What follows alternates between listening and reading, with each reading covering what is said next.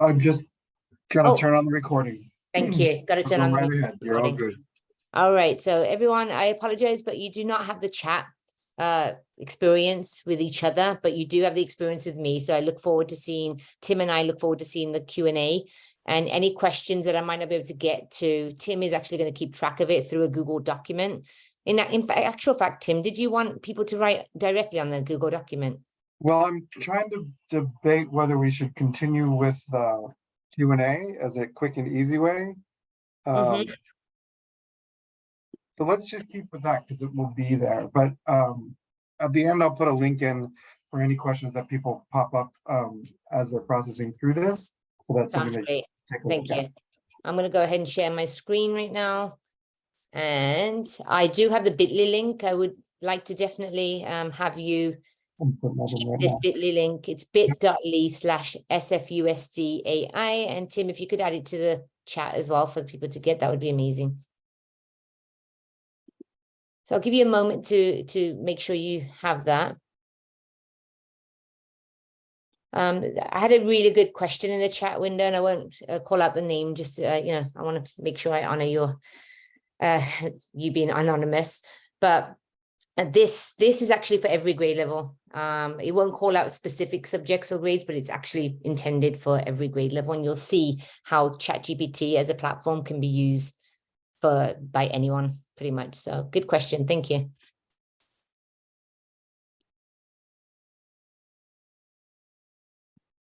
Students at this time will not have open access to ChatGPT. So today I am going to be talking to you mostly about teacher use. But it is good to be thinking, it's worthwhile for you thinking about the fact that students may be using it in their own time. So I think that is definitely something that you're going to need to keep at the back of your mind as we go through this. You're going to have so many more questions at the end of this. All right. Oh, you can see each other's questions? Okay, I didn't realize that, Tim. They can see each other's questions, right? So that's perfect. Yes, you can access the slide deck. It's bit.ly/SFUSDAI. So while you do that, it's on every single slide. I'm Sonal Patel, and I am an educator and administrator for a county office, and I will also work as a consultant speaker. And I wanted to start with this little icebreaker, which is, what are some of your favorite techie memories? I want to do this because it felt like it was really appropriate for this session today. And I had to call out the good old Walkman. Come on, everyone. That's got to bring back some memories. I loved my Walkman. I used to take it everywhere. An actual neighbor donated that to me, and it just became my pride possession. What are some of your favorite techie memories? Please add in the Q&A, even though it's not a question. Let's just go ahead and add your responses there, so I can see who all is in the room.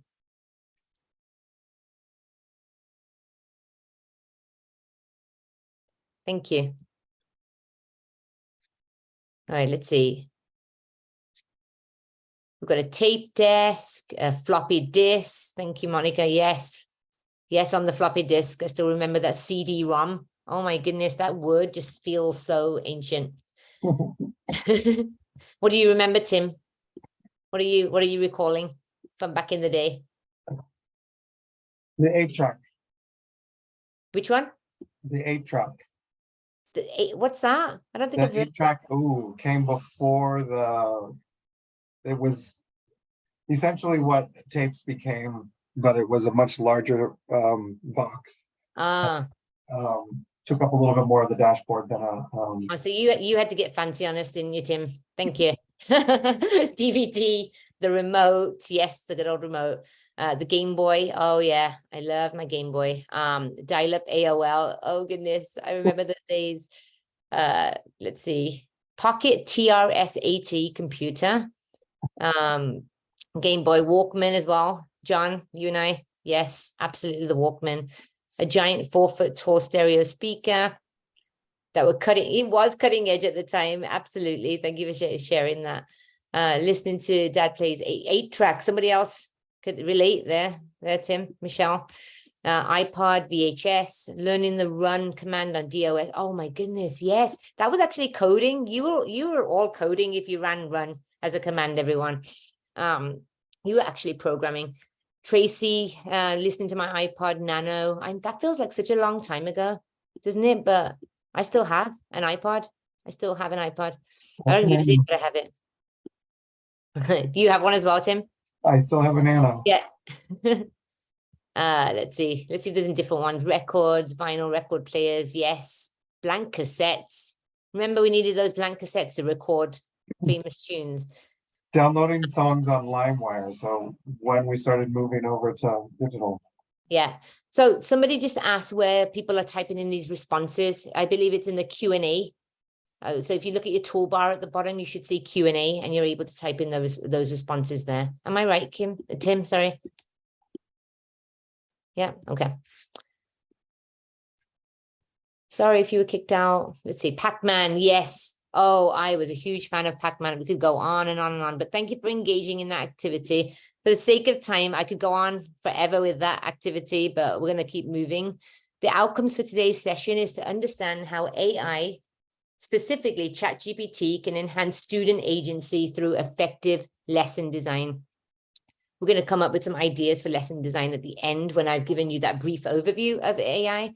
And then I want you to also think about ways that you can leverage ChatGPT to create lessons that meet the diverse learning needs of students. And we're talking about, creating lessons for every grade level, for all of your students, and more.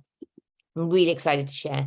Before we go into this, though, I want you to, and I love getting to know you all. I know there's lots of you, but this is just my attempt at trying to get to know you all. I want you to think about your own learning style. Which one of these do you resonate with the most? Now, if you're a combination, that's fine. If you think your learning style is more than 2 or more of these, you can type in number 8 into the chat, into the Q&A feature. But if you're just 1 or 2 of these, just type in the 2 numbers or just the 1 number into the chat window so I can see the range of learners that we have in our classroom today. I said classroom, in our Zoom room today. 8. Okay, we've got a combo. Got a lot of visual learning. If you're a combo, please feel free to state what specifically. Combo of, you don't have to, but you can. Let's see, 2 and 7 visual and social. And for those of you that just came in, we know that the chat is disabled right now, but you can use the Q&A feature to interact with me, which is great because I get a feeling that there are people in the room with me. So we've got a lot of solitary learners. What number are you seeing the most, Tim? What do you think? Do you have a range? It looks like a range, right? A little bit of a range. Yeah, got a lot of visuals. We've got a lot of 8s, a lot of 8s. A lot of 8s, a lot of combinations, yeah. So let me think. For me, I definitely am a social learner, which is why I am so grateful that the Q&A feature is turned on. Because I get to interact with you all and I learn new things from people every day. I learned about the 8-track, for example, just now. And I think it helps me to explain my understanding when I'm talking to other people. So that is me. I'm a social learner. Let's see. We've got a lot of visuals and got so many people. Wow. We have a logical learner here. So that is not me. I'm going to just put that out there. I might be a combination of a few of these, but logical is definitely not my middle name. So I applaud you for that for sure. Those of you that have chosen number 1. Got a combo, a visual and physical. If you need to get physical, meaning if you do need to stretch at any point, I know these are long Zoom sessions, please feel free to do so. And the reason why I had you do that exercise is because learner variability should be seen, understood, and honored as a personal asset. I talked about it in my keynote about how our kids come into our classrooms with a myriad of experiences, expertise, interests, and motivations to begin with. Let's value those, our learners and design learning experiences based around the diversity of students that are in our classroom today. And that comes from the Universal Design for Learning framework. And this particular quote comes from Kathy McClassy back in 2021. And today, I just wanted you to think about the ways in which you can leverage a platform like ChatGPT for various blended learning models. Serena, I just saw you pop on. Did you want to say anything? I'm just so excited to hear you say Okay, more no about problem. this, Sonal. Great to see you. Absolutely. No, it's great to see you too. And in particular, you know, each of the models that I talked about today and how we can use ChatGPT to perhaps design experiences like that. This is a graphic that was created at San Bernardino County Superintendent of Schools, and it was adapted from the Christensen Institute that are experts in the blended learning field. And then I want you to bring you back to this agency framework where we are thinking about all of the students and valuing their identities and helping them feel a sense of belonging. I want you to see how ChatGPT can help us to be able to level that playing field, help us to meet the diverse learning needs of all of our students. So to begin, I am going to actually play a game. And it's just to activate that prior knowledge or, you know, help you to learn some new aspects of AI. Many of you know Kahoot. So at this moment, Tim is going to put the link to Kahoot it, but you can go to www.kahoot.it as we go through this. And then, Tim, I am actually not really keeping track of Q&A. So if there's something in the moment that you need to stop me for, please feel free to do so. Well, one quick question. Where is, you're very small on the screen. Where's the Kahoot sign? Oh, I'm going to put it on right now. Yeah. Ready? Okay, here we go. Is this what you were asking about, Tim? So there's a, yeah, so the code is right there. Okay. Okay, perfect. Yeah, I was just giving everyone a moment to get to Kahoot.it, but here's the code. I'll put it in the chat so we get away from that. That's amazing. You do not have to put your real name. You can put nicknames if you'd like. I'm going to put that out there. I love all the fun icons that they have on Kahoot these days. Do you remember when it first started and it was just like the same three faces that you would see?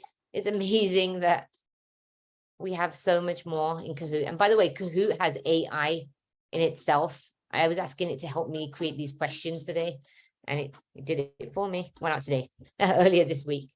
And it helped me to create those. So Kahoot's also advancing quite significantly. All right, Tim's added the code into the chat window as you log on in. I'm going to wait till at least I get the numbers, that number of participants, or Yeah, 255 participants, and we almost had 100 in Kahoots. Okay. Yep, Kahoot can take so many people. Don't worry, nobody's being kicked out. Somebody asked if there's a sign-in sheet, Tim. I don't know whether have you already answered that. Can we verify that?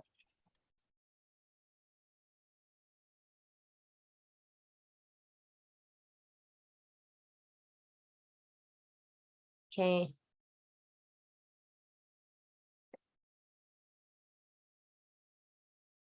And then if you could put the bit.ly link as well in again, that would be great for people that didn't get it.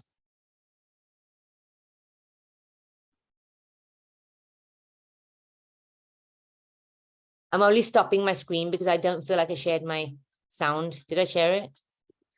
I want to make sure you hear the sound that I'm hearing. The sound of everybody coming in.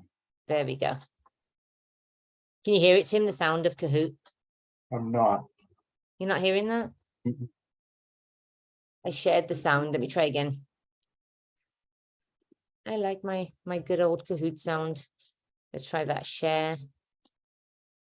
What's the password? Hold on. Okay, now do you hear it? There we go. It's a little low. Yeah. It's not a real Kahoot without Kahoot. You've got to be able to hear it without the Kahoot music. All right, let's get everyone in.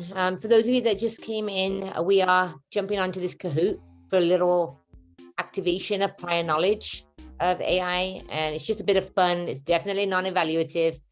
You can put nicknames in if you like, but it's just to share some insights about AI in general as we talk about ChatGPT, leveraging ChatGPT as a platform. So good to have you all here. I do wish I was seeing you all and, you know, getting that kind of interaction, but I'm really grateful for Q&A for sure. Your tech team worked like magic. Amazing. Right, and I got it correct. The wrong bit I typed in there.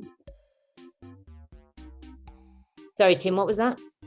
I put in the wrong bit.ly in here for copy and paste. I put a period instead of a backslash. Uh-oh. So No worries. correcting that as we speak. We could put the correct one in. Still waiting for people to get in. Let me at least reach 200 as people get in. Let's see. We've got 258 people. Come on, I know you're out there. Part of that might be me moving my screen around. I apologize, everyone. I'm going to keep off this. I have that little bit of the kinesthetic needs as well, where I can't keep still, can't sit still for a second. Just too excited to share all this knowledge.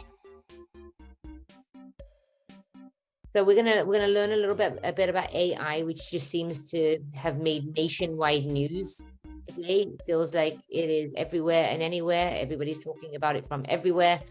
My UK family are getting into it. My mom was using it the other day. I could not believe it. It was it's really blown up, and I can see so many positive uses of it. It's incredible. Okay, I'm only going to be able to wait another 30 seconds or so, and then I'm going to just press hit start, and you can just listen in if you weren't able to get in, and we'll go from there. I'm going to hit start. Here we go. And all right, let's do this. Intro to AI. Okay, so AI stands for, so you just hit the correct button. I've said it more than one time, so I think this one's just going to be an easy in. About 10 more seconds. Artificial information, artificial intelligence, Adobe Illustrator, or applied innovations.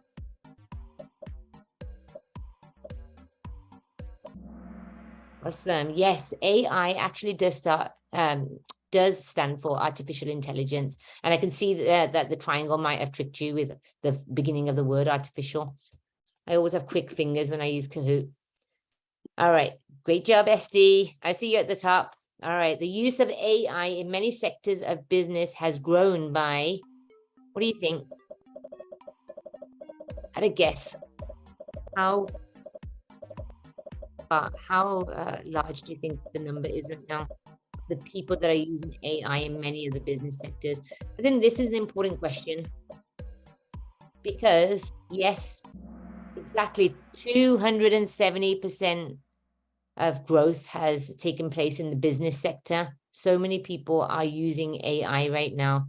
And so many businesses are. My husband's in property management and they're using it to do all sorts of different tasks. Which allows them to be able to free up opportunities to innovatively design other solutions, right? Because they've got time now. They've got time because they use AI to write things like reports and memos and agendas and things like that to help support them in their daily day-to-day. So it's just worth thinking about.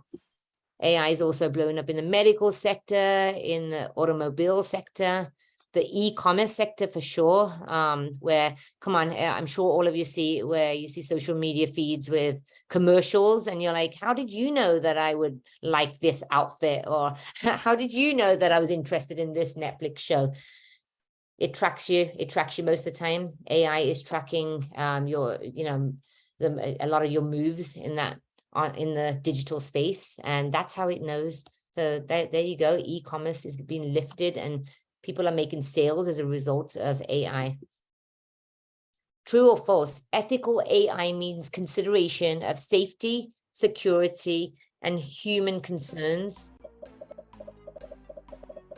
and environmental considerations. True or false?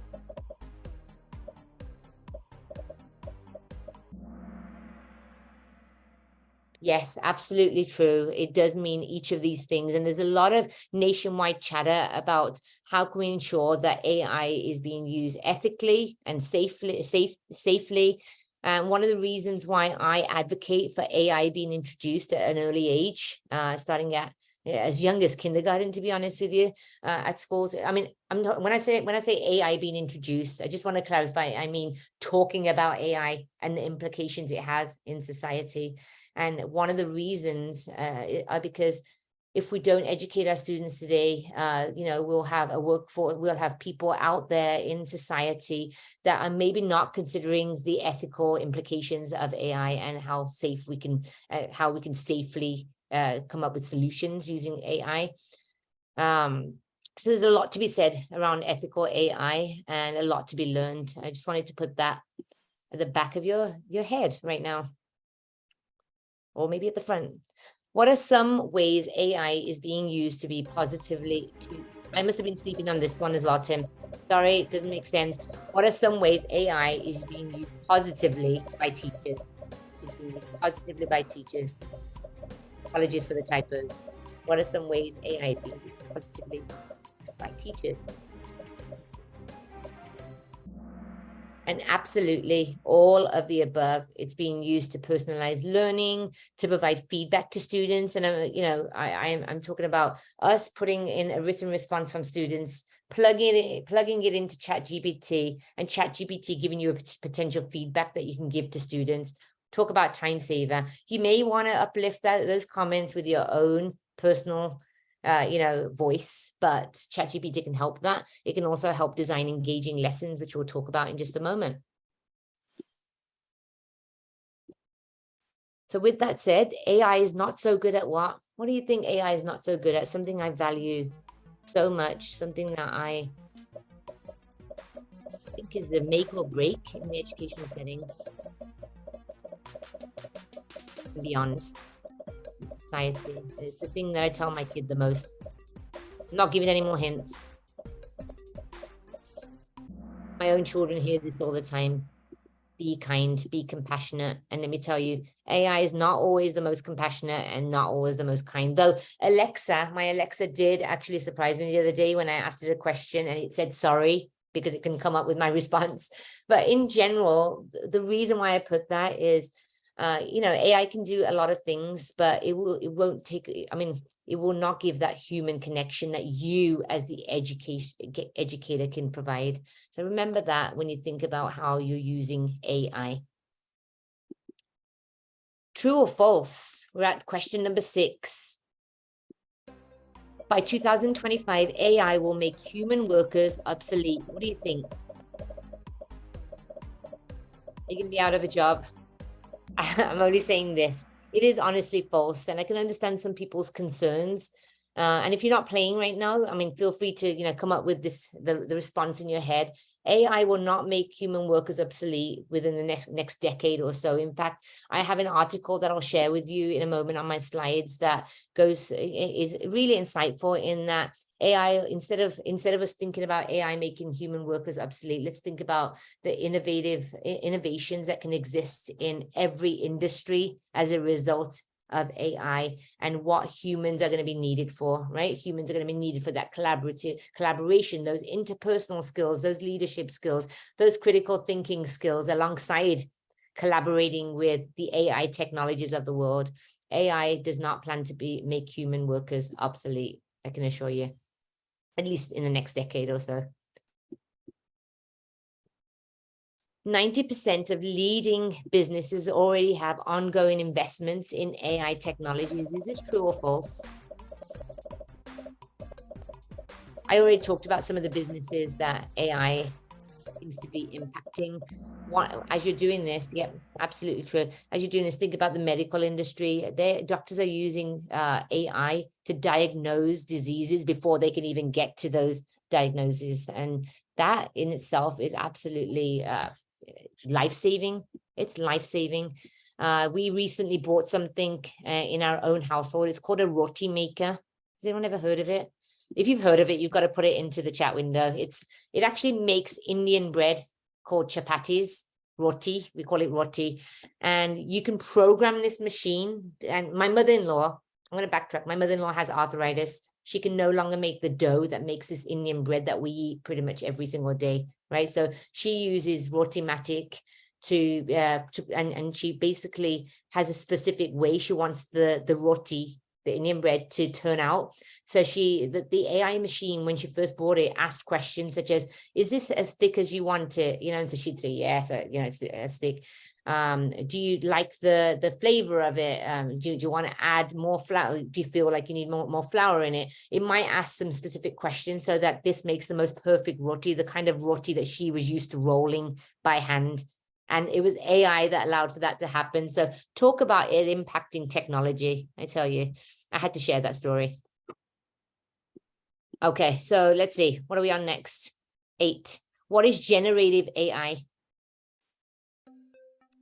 A type of artificial intelligence machine, an AI technique that involves generating new data such as text or music, a form of AI that uses algorithms to optimize decision-making, or a human robot. I have to look to see if there's anybody that knows the rotimatic in chat. Oh, somebody knows somebody that would make roti for them, their mom. Oh my goodness, thank you for sharing that. Which model? I don't know which model it is of the roti machine, but you can look it up. It's fine. It's based out of New Zealand. We had to get it ordered from New Zealand. It was very expensive, but definitely worth it. And I think the new iteration has even more power. Anyway, generative AI, that's what we're talking about today. And it involves a platform such as ChatGPT generating new data such as text or music. And today in particular, we're going to talk about how it can give a text-like response that is almost human-like, not quite human, but almost human-like, and powerful. Don't worry, I will call out the scoreboard in a moment. I know some of you are like, I'm on the scoreboard. I'm not the most competitive, I'm going to be honest with you, but cheers to you for getting on there for sure. In January 2023, this app reached 100 million global users in the space of months. Can you guess which one that is? Uber, TikTok, ChatGPT, or Instacart? Which one might it be? Absolutely, ChatGPT. Believe it or not, within 2 months, it gave you 100 million global users. For this, I definitely have to go back to my actual this graphic here. So if you look at this graphic here, within 2 months, they had 100 million compared to all of the other apps, including TikTok, which took 9 months, Uber, that took 70 months, ChatGPT took 2 months. I woke up one January morning, and guess what? I had 1 million, not 1 million, I mean, that's exaggeration, but I had many text messages asking what I was going to do at the county office level to ensure that ChatGPT is being used responsibly. So that was my world in January of this year, in the midst of my dissertation. But it did take me down a different journey, and I saw all of the positive uses of it. Casey and Angela, awesome job. FWL, Maynard, and Sparks. All right, what is ChatGPT? That brings me to that. What is ChatGPT? ChatGPT is experience.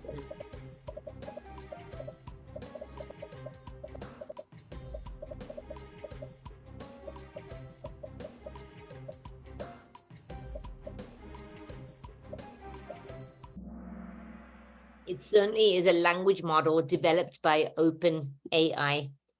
And it is a powerful language model. It has done, so many, it can do so many different things. But bear in mind that ChatGPT has historical data all the way from 2021, right? End of 2021.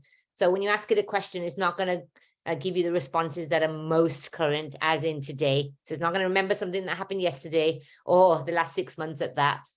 So just keep that in the back of your mind. Also remember that ChatGPT is built by programmers, and we don't know the kinds of biases that is brought into the programmed algorithms. So you really want to be very careful about the content that you're getting, and vet it just as you would anything that you find on the World Wide Web. You don't want to take it at face value.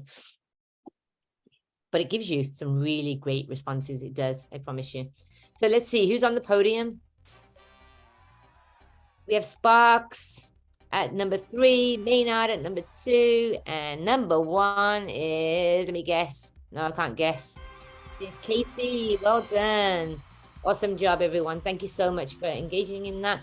Tim, at this moment in time, do we have any questions that you think I might be able to answer while I go to my other comments so far? And most of it related to Kahoots, but there are a couple of comments over there maybe to take a look at towards the end. Okay. All right, perfect. Thank you. And you're at 10:25. So. I'm at 10:25. So I'm going to actually, I do want to look. Let me look. Where is it? Q&A, comments. Yes, I want one. Go to the bottom. Towards the end, let's see. It definitely has altered jobs and professions exist for sure. Yeah, that is true. Thank you, Kevin, for bringing that up. I think that jobs could be taken away, but new jobs could be added. You know, I may not have phrased that question the way I should have, but yeah, absolutely. All right, so I am going to go ahead and share my screen again for the sake of time. I've got so much to share with you all, and I want to make sure we get to these slides, and some of this I might have already covered, so I might just go back to it. But I want you to think right now about using these artificial intelligence machines, especially ChatGPT, as a supermind. This is the article that I was referring to earlier, so do feel free to check it out, read about the way AI can impact workforces in very intentional and innovative ways. Here's a potential framework for the use of AI, and one includes encouraging responsible use of generative AI. And when we encourage, you know, I'm talking about us as educators, how can we use it responsibly? And the first thing I will say to you is what I just stated a few moments ago, and that is to vet the material that you are receiving from ChatGPT and ensure that you're adding your own elements to it. And then do cite ChatGPT. There's a lot of people that are citing ChatGPT right now. So if you have used ChatGPT for, you know, so a report that you're having to write as an educator, then cite ChatGPT as having helped you. And then use AI to create engaging lessons for students. So I want to talk to you about some examples of what that engaging lesson might look like in a moment. And then use AI to personalize learning for students. That one in itself. I am working with several schools on blended learning right now. And normally I get the question of, how do I create my station rotations? I don't have a clue. Or maybe not I have a clue. I have a clue, but I don't have the time, right? So how can we leverage ChatGPT to make intentional blended learning or personalized learning settings where we can leverage the advice of ChatGPT? Some of the ways ChatGPT can be used to support lesson design and, you know, creating effective lesson plans are revamping current lessons, asking ChatGPT for lesson ideas, such as what I just mentioned. Can you create for me station rotation, 3 stations with that for the purpose of meeting these learning intentions? Please ensure that you meet the diverse learning needs of my classroom. And you could be specific. And I do always say please in my ChatGPT questions for some reason. I'm sure it doesn't make or break any of it, but I'm just so used to saying it in the first place that I do that. And then capabilities, recall earlier prompts and responses. So what I mean by that is when you ask ChatGPT a question, it does recall everything that you put previously. So you may ask it, for example, to write you a lesson plan, and then you might follow up with, I like this part, but could you please be more specific about this lesson idea? It can provide human-like responses to your questions. And then some of the limitations are what I already discussed, so I'll move beyond that. And remembering that data may have some biases. So what exactly can we ask ChatGPT? You may be wondering, and I definitely want to give you some time to go into ChatGPT so that I can answer some of your questions today. Well, those of you that watch Grey's Anatomy, you got to love Dr. Christina Yang. She was one of my favorites. In her words, the world is your oyster of what you can ask ChatGPT. In fact, I also use it in my personal realm. But let's start by making the most amazing learning experience for students. I asked ChatGPT, and this is what ChatGPT looks like. I asked ChatGPT recently to generate 10 research topics for a high school essay on the American Revolution. These are the responses that ChatGPT gave me. For example, the role of Enlightenment ideals in inspiring the American Revolution, the economic causes and consequences of the American Revolution. These are some ideas that I might have used for research topics. And then I might say the research topics and presenting method. Oh, this was the next part where I asked it to connect it to the Common Core ELA standards. So this might be a social science history lesson, but I want those connections to ELA so that I can integrate and take this integrated approach. And it gave me some really great standards. Then I followed up with how can students present their learning? How can we provide learner variability, which is what I spoke about a little earlier. It gave me some really great ideas, such as visual presentations and role play or dramatization, digital storytelling, debates, infographics, and posters. It gave me a variety of different ideas when I asked that follow-up question to this question. I followed this up with how can this lesson be used to meet the needs of diverse learners? And it gave me some really great ideas. Differentiated instruction, offering multiple pathways, scaffold, varied resources, flexible grouping, visual aids, multi-model presentation, scaffolded learning. The list goes on and on and on. If I didn't like these and I maybe wanted to only give some options that were technology, I might ask a follow-up about, can you give me options that utilizes technology? Or maybe utilize offline. ChatGPT can also act as a personal tutor. And so you may sit with your ChatGPT platform and work with a student one-on-one, and you might leverage the input that ChatGPT is giving to a student question. As you're typing it in, you'll have that one-on-one conversation with students as ChatGPT also gives their thoughts. So think of it as your Supermind.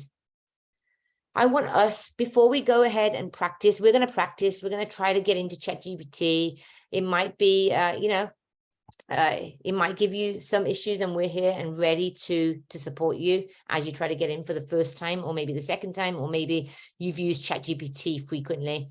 But I wanted to give you this idea that was from the book, and I had the book with me a moment ago. I don't have it right now, but from the book AI in the Classroom by Fitzpatrick, Fox, and Weinstein. And they gave this prep framework where you give ChatGPT a prompt, such as create a lesson for full lesson plan for my, you might say, for my blah, blah, blah lesson. And then in your role, you might say you are and give, a description of what teacher you are. Somebody asked about, is this appropriate for secondary setting? Yes, it absolutely is. You could say you are a 12th grade teacher.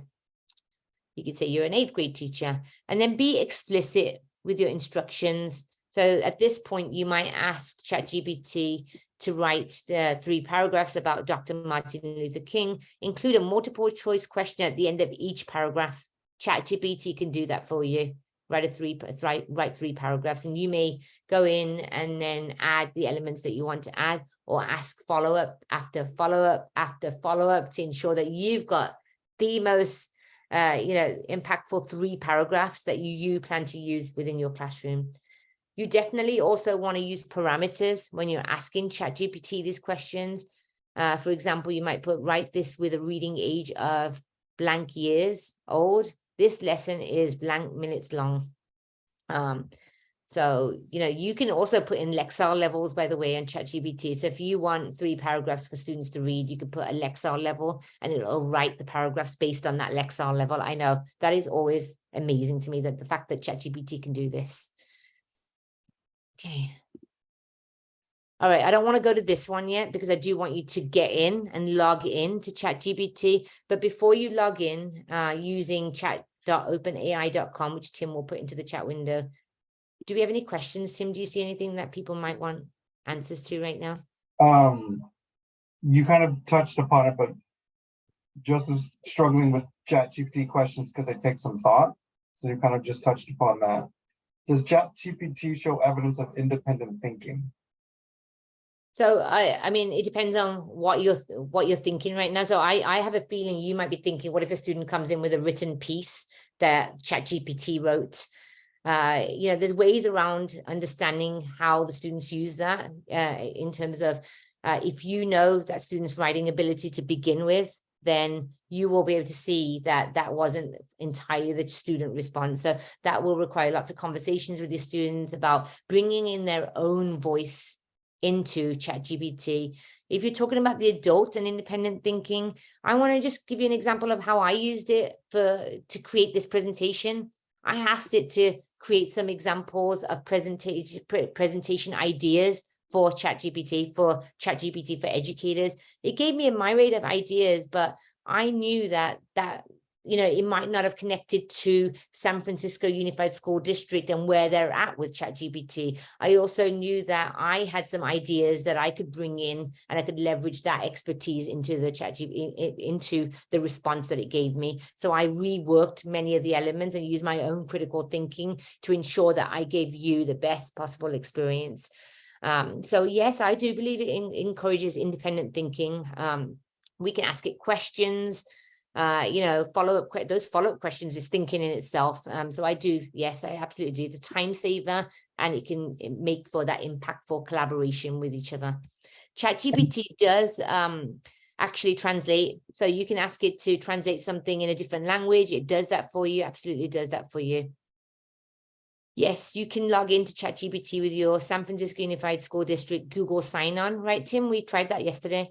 Right. So if folks go to the chatopenai.com, and hopefully everybody is familiar with the little icon below, where every time you want to log in using your employee password, you just choose Google, and then it gives you options of profiles, and click your district email profile, and that should get you in. I've got a question out to DLE as well to make sure that that is the case. But you should already be able to get in there. So I'm going to look out for questions. Tim's going to look as well. And I would suggest, rather than getting in on your phone, I would honestly think about getting in on your web browser for sure, chat.openai.com. And then what your screen should look like, get out of here, is this when you finally get to ChatGPT. You might see the box on the corner.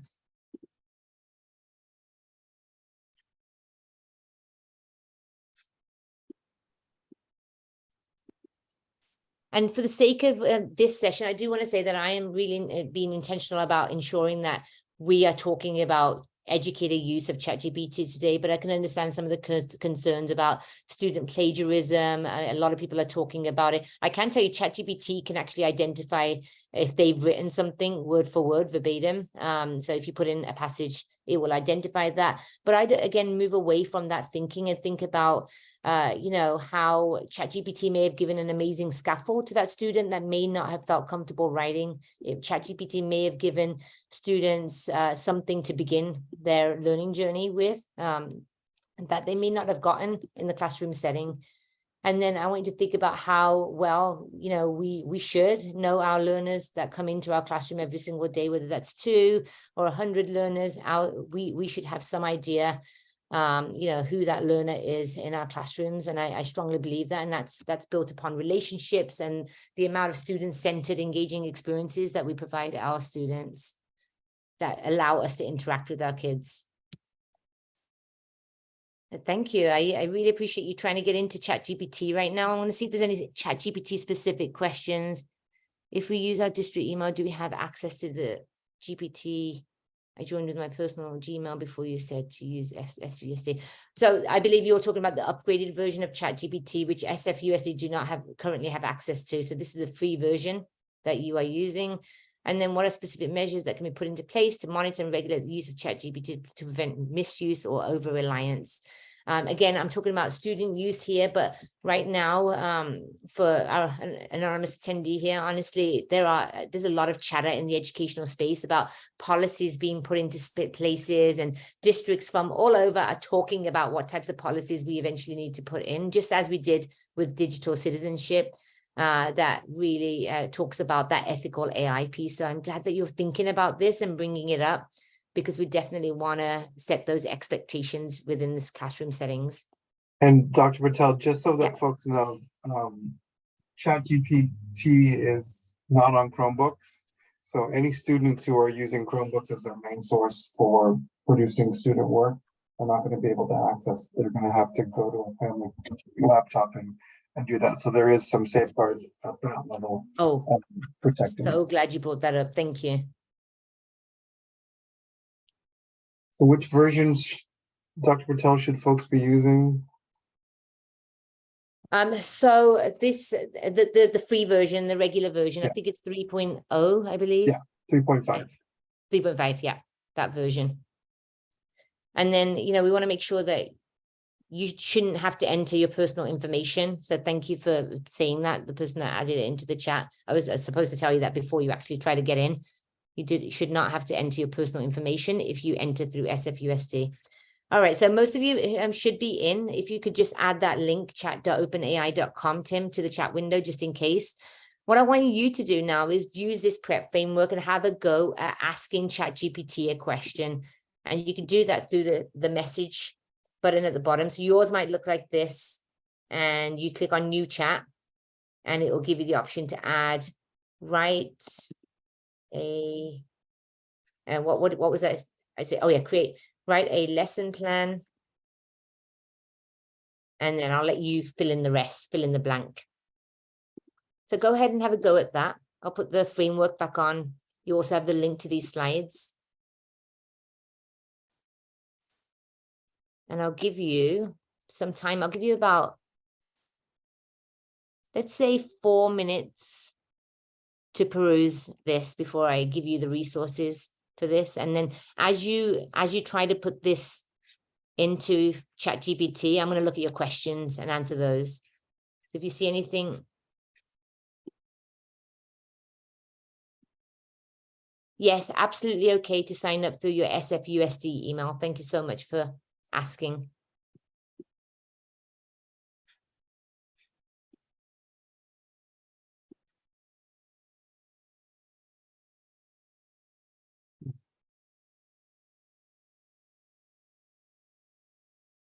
I don't know if students use Google Bard AI on Chromebooks. I'll ask. Good question. Another question is, how would it be at writing the syllabi? I think it would be pretty good. Would you say, Dr. Patel? Or at least generating some type of syllabi for a class? Yes, absolutely. It does a really good job of generating syllabi. You'd ask, you'd prompt it with maybe the titles of each modules that you want to create, each of the syllabuses that you want to create, and then it would give you some responses, and then you could decide on, how you want to mold that syllabi into being something that you are hoping it will become. Absolutely. Can students use Google Bard AI on Chromebooks? I don't believe that is turned on just yet. I know if you are a Google certified educator, innovator, or trainer, that is currently turned on for us to be able to use, but I'm not sure whether districts have toggled that on yet. Google Bard is another AI tool that will impact education a lot. And it will be able to give some of the generative AI capabilities that ChatGPT also does. So thank you for mentioning that.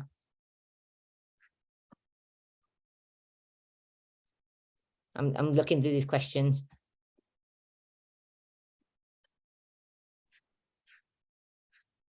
Right. And thank you for embracing this as a tool that can allow you to do so much. Oh, that's a good question. Do you add all of the prompts in the beginning? So the more you can give ChatGPT at the beginning, the better, because then you won't have to ask those follow-up questions. So that is a really great question. Thank you for asking. Yes, if you could think of positive ways that ChatGPT could be leveraged for you as an educator, I want to hear those. So please do put it in the chat window as you experiment with ChatGPT. Alison put, it can be a wonderful tool to jumpstart lesson plans or groups, and then using your own research ideas, student input to make it personal to your own students or the school staff. Wow. Wow, that made me super excited. Thank you, Alison. In fact, you know what? I have to screenshot that comment. I love it. Thank you. I might have to use that somewhere if it's okay with you. Give me an okay in the chat window, Alison. Thank you. What will regenerate do? It will regenerate the question. Sometimes ChatGPT gets stuck and you might have to ask it to regenerate. Other times you might decide that you want to ask it a different question. So you'll hit that for that. So Dr. Patel, when they're Yes. signing in, it is asking for a date of birth and a phone number. Is there a way to skip through that? It basically means they didn't go through their San Francisco Unified School District email. So hopefully it should not ask if you go through SFUSD. Oh, somebody asked it to create letters to families to introduce myself.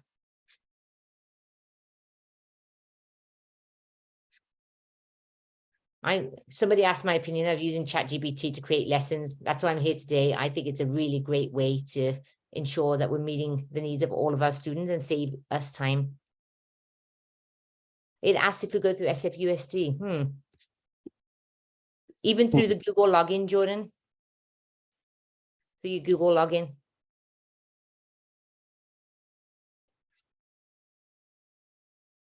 So if people are feeling uncomfortable about entering their personal information, I definitely have a backup. And that is if you want to go to po.com, that should allow you to continue with your Google login.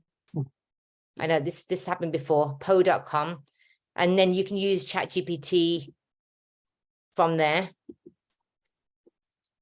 So you want to have a go at that to see whether you can at least, try one of these prompts by talking to ChatGPT through po.com. I'm just giving you an option for to navigate that. Right.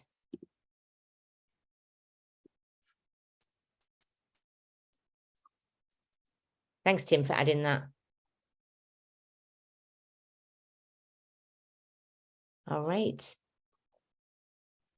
I just need to stop sharing my screen one moment because I want to find something that I think will be useful to you. So as you're doing that and experimenting with it, let me go get that tool because I think that you will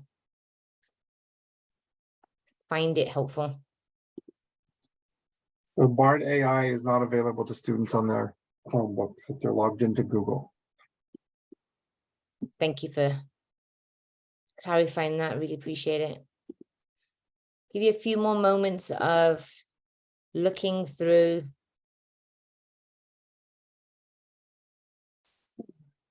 Asking questions to ChatGPT. And you know what, just for fun, if you did ask a question, try to ask it a personal question. I asked it to create some ideas for my son's 11th birthday party that's happening. And it gave me some wonderfully fun ideas. I asked it to come up with some day trip ideas for Southern California, where I reside.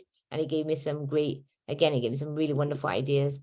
So have some fun with it for sure. Let's start the beginning of the year with fun using ChatGPT.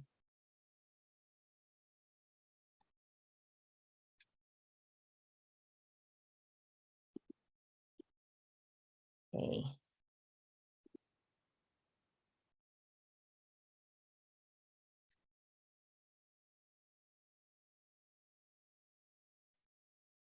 If you look at the wakelet at the end, if you've played around with it enough, there is a wakelet on the last slide, and it has a ton of different resources. As a matter of fact, I just added one more that I remembered, and that is the prompt ideas for educators. So there's some really great ideas for prompts. And the very first link is a resource link, which I will go through in a minute, actually, together. So I want to make sure that you are.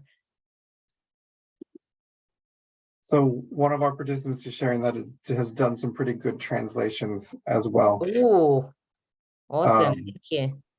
And potentially the ability to translate lessons for English language learners.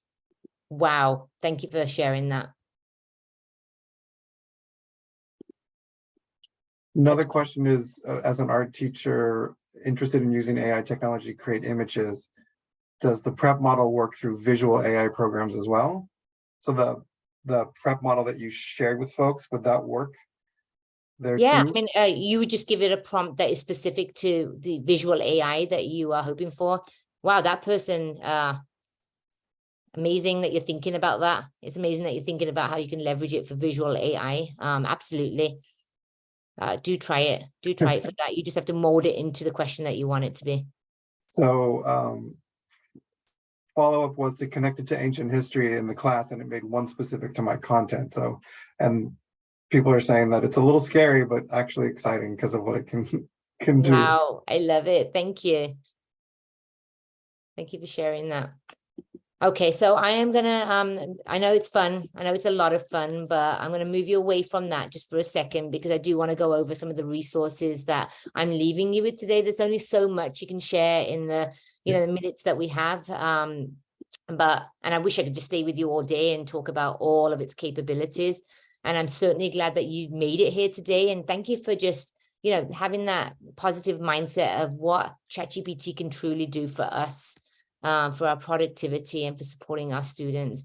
I added a template in here that you are free to use. And that template idea was from the book that I talked to you about earlier, AI in the Classroom. And when you click on make a copy for yourself, you can feel free to incorporate the prompt that you just asked into here, as well as, the response that it gives you. And then any of the follow-up questions that you might ask, you might have asked ChatGPT just so you can go back to it at a later stage.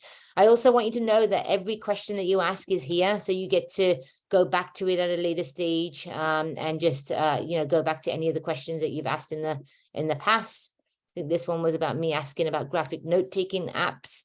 You can go back to it, and if you want to delete it, at the same time, you can delete that chat as well. So I do want to make sure I point that out. So that's a template tool that you can use. Alice Keeler has 100 prompts for teachers that it may spark some really wonderful ideas. You all seem to have some great ideas, such as the ones that are added into the chat window, and I appreciate them. I might just take some of those and add them to some of my ideas here. And then Eric Kurtz has AI in education, what educators need to know. That is robust. So those of you that are asking me all those other questions about Google Bard and visual AI, Eric Kurtz has a whole list of professional learning material that you can look through. If you like to nerd out, that's the space for you. It can be overwhelming, but also exciting. And then if you go to learnprompt.org, there's some ChatGPT prompts there as well that you can look at. There's some good ideas. Write a poem about nature, describe a day in the life of a superhero. What are the effective strategies for managing a particular behavior in the classroom? These are things that you could ask it just to help you. Think of it as your Supermind. It can help you to come up with some ideas. It's like talking to another person that's perhaps brilliant, and you're getting some ideas from that person, and ChatGPT is getting ideas from you at the same time. So I think thinking of it in that way is always encouraged. And then there is a Wakelet wall that I created for you, not this one, Wakelet resources that Tim will add to the chat window. It's also on the bit.ly link for today. So do go to the bit.ly and the Wakelet. And if I just click on it, just so I can show you some of the resources, this is a really great video by Sal Khan, how AI could save, not destroy education. That is really insightful and promotes some thinking about how we can positively use AI and why students should know and start thinking about AI. And then this is a website created by San Bernardino County Superintendent of Schools, where it has a ton of different ideas for educators. Here's a guide on ethics, a guide for computer science teachers, elective teachers. Somewhere in here is a guide for secondary teachers and elementary teachers. Just type in AI and it'll give you lots of different ideas on how you can leverage ChatGPT in the classroom. And then what else do we have here? We have articles. Those of you that are asking for research around this, within the time I had today, I wasn't able to go through everything, but there is a ton of research about ChatGPT, chatbots, AI that I encourage you to check out. With that said, I want to make sure I have final few questions. Tim, do we have any other questions? So is there any way to download from ChatGPT to a file, or do you have to do a cut and paste? You have to do a cut and paste currently. That is not a capability that ChatGPT has currently.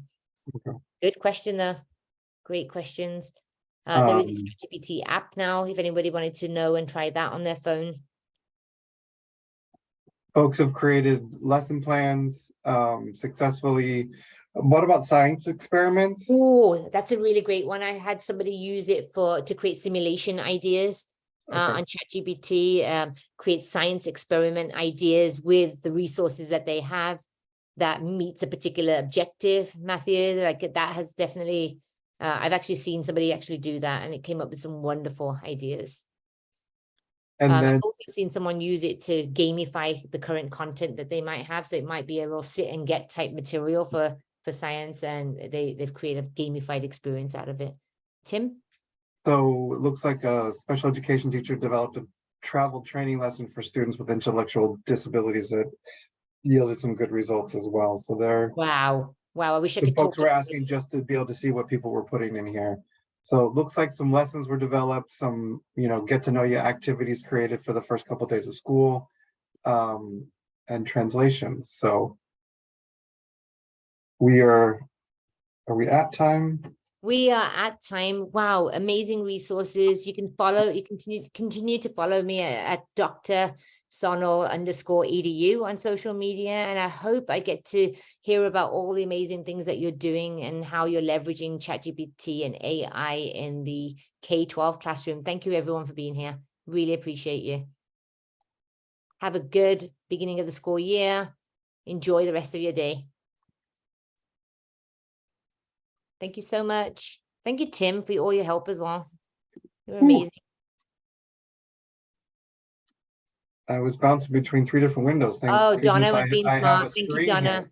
Donna was able to download to PDF through print option. There you go. Love Oh the yeah, that would be, Supermind but here. you can't update it and manipulate it though. But yeah, you can save to a You PDF download that it, way. yeah. Yeah. It's tough. I like to copy and paste it so I can manipulate it in my Google Docs. Are there any big differences between the paid version and the non-paid version? Yeah, I mean, mostly the biggest difference is that it has the most current data fed into it. So I talked about ChatGPT having data all the way up into 2021. The newer version is updating it with the most current data. So there's a difference. Would that be kind of where the exchange will be over time, is like that update process? Absolutely, the update process, yeah. And it has some other features, I forget exactly what, and you'll probably have to look that one up. Good question though. Look that one up, but it definitely does have some of those premium features that we're looking for. And today, because I knew that you were going into free ChatGPT, I just wanted to speak specifically to that. Thank you, Sophia. Thank you so much. How to follow me? Yeah, I'm on Twitter. I'm on Threads. So I'm moving from Twitter to Threads quite rapidly, actually. And you can type my name into LinkedIn. I'm over at LinkedIn. You can also reach me at educate2elevate.net.